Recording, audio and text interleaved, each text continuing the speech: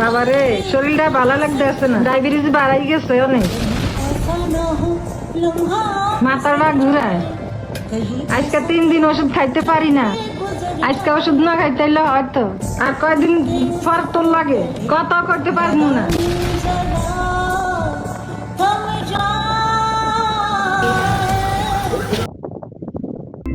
এই যে ভাই আপনার ফোনটি, আপনার মা কল করেছিলেন কিন্তু ভুলবশত চাপ লেগে ফোনটি কেটে গেছে।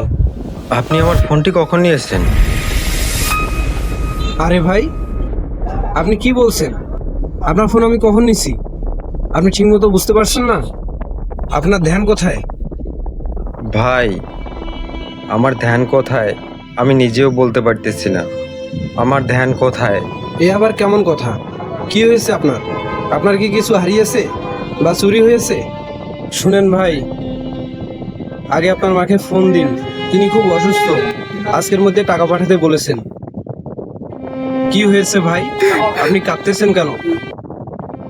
ভাই কি বলবো আর। ভাই, আমি ঢাকা এসেছি 15 দিন হলো। এই 15 দিনে কাজ করে 4000 টাকা পেয়েছি। একটি ম্যাচে 7 জন একসাথে থাকতাম, একজন আমার সব টাকা নিয়ে পালিয়ে গেছে। এরপরে এক জায়গায় কাজ করেছিলাম 3 দিন অনেক কষ্ট করে, কিন্তু ঠিকাদার আমাকে টাকা না দিয়ে উল্টা গালিগালাজ করে কাজ থেকে বের করে দিয়েছে।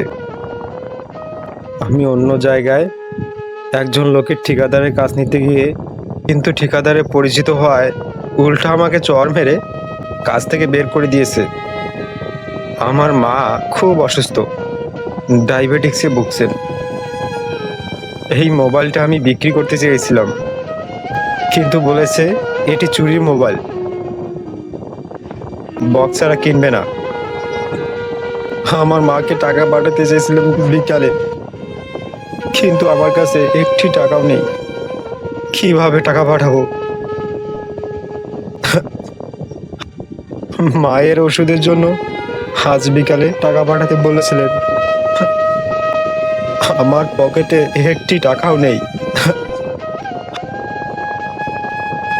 আমি কিভাবে মায়ের জন্য ওষুধের টাকা পাঠাবো? ভাই আমি বুঝতেছি না আমি কি করব। ভাই আমি তো আপনাকে চাকরি দিতে পারবো না, কারণ আমি নিজে একজন চোর, মানুষের কাছ থেকে চুরি করে বেঁচে আছি। কিন্তু ভাই আজ আমি আপনার মায়ের ওষুধের টাকা দেব, কারণ আমারও মা ছিল, আমার মাকে আমি অনেক ভালোবাসতাম। এই নেন ভাই, টাকাটা রাখুন।